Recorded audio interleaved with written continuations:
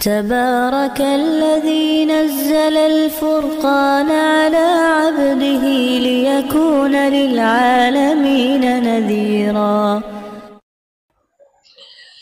الحمد للہ وکفا وسلام علی عباده الذین اصطفیٰ۔ مسلمان مومن، اس کا مقام، اس کی عزت، اس کا مرتبہ اللہ رب العالمین کی بارگاہ میں کیا ہے؟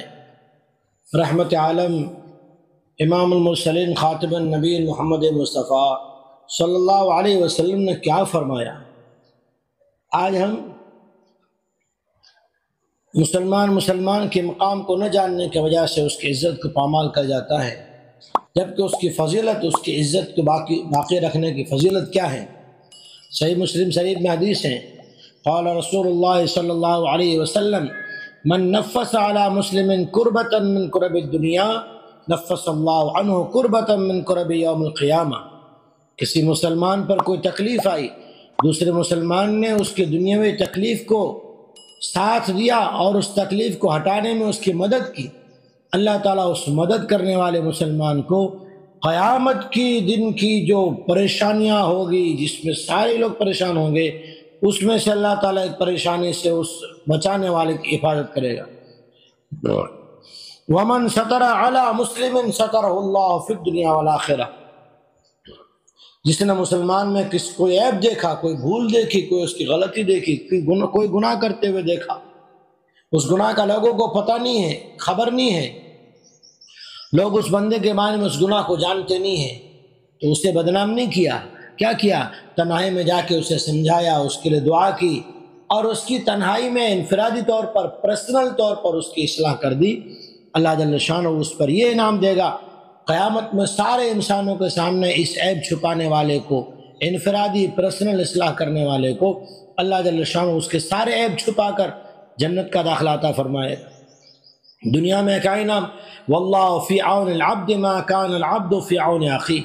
دنیا میں جب بھی اس مدد کرنے والے کی، اس عیب چھپانے والے کی، اس مسلمان کے کسی دکھ میں کام آنے والے کی کوئی ضرورت پیش آئے گی، اللہ جل شانہ اس کی مدد میں کھڑا ہوگا۔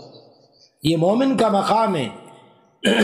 اور فرمایا نبی کریم صلی اللہ علیہ وسلم نے، جس نے کسی مسلمان کو من فضح اخاه المسلم، جس نے اپنے مسلمان بھائی کو رسوا کیا، اللہ تعالیٰ اسے گھر بیٹھے رسوا کر دے۔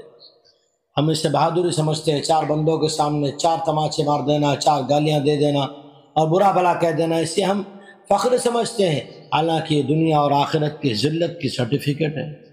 اللہ کا نبی، سچا نبی، رحمت عالم محمد مصطفیٰ صلی اللہ علیہ وسلم کہہ رہا ہے، اللہ کہہ رہا ہے، حضور تو اپنی بات نہیں کہتے، اللہ کہتا ہے۔ ہم کسی کو ذلیل کرنا اور کسی کو رسوا کرنا، چار بندوں کے سامنے اس کو سنا دینا، کھڑی کھڑی سنا دینا، اسے اچھا سمجھتے ہیں، حالانکہ اتنا بڑا گناہ ہے کہ اس سے دنیا میں بھی رسوائی ہوگی، قیامت میں بھی رسوائی ہوگی۔ اور اگر کوئی مسلمان کا قتل کرے، اس پر کیا سزا ہوگی؟ قرآن کیا کہتا ہے؟ اعوذ باللہ من الشیطان الرجیم، بسم اللہ الرحمن الرحیم۔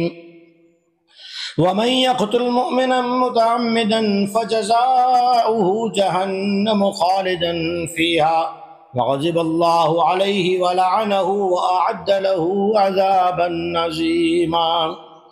اور جو کسی مومن کو جان بوجھ کر قتل کر دے، اس کی سزا ہمیشہ ہمیشہ کی جہنم ہے، اس پر اللہ کا غصہ ہے اور اللہ تعالیٰ اس پر لعنت بھیجتا ہے، اور اس کے لیے بہت بڑا عذاب تیار کر رکھا ہے، عذاب عظیم۔ مومن کو جان بوجھ کر قتل کر دینا، اس کا مقام جب اتنا بڑا ہے، اللہ تعالیٰ نے کتنی سزائیں کہ جہنم میں ہمیشہ رہے گا، اللہ کی ناراضگی اس کے اوپر ہوگی، اللہ کی لعنت بھی اس کے اوپر ہوگی، اور اس کے لیے عذاب عظیم ہوگا۔ اللہ تعالیٰ ہمیں ایمان والوں کی، مسلمانوں کی آپس میں ایک دوسرے کی عزت و پاس و لحاظ رکھنا نصیب فرمائے، کسی کو ذلیل کرنے سے اللہ تعالیٰ حفاظت فرمائے۔ نبی کریم علیہ السلام معراج سے تشریف لائے، اس واقعے میں ایک بات ہے، اللہ کے نبی علیہ السلام نے یہ فرمایا تھا، جو مسلمان دوسرے مسلمان کا دل کسی نیکی سے خوش کر دے، ایک مسلمان دوسرے مسلمان کا دل کسی نیکی سے خوش کر دے، اللہ تعالیٰ اس خوش کرنے والے کے گناہوں کو معاف کر دیتے ہیں اور اسے انشاءاللہ جنت کا داخلہ عطا فرمائیں گے اگر اس کے بعد اس نے کوئی گناہ نہ کیا ہو۔ وآخر دعوانا الحمدللہ رب العالمین۔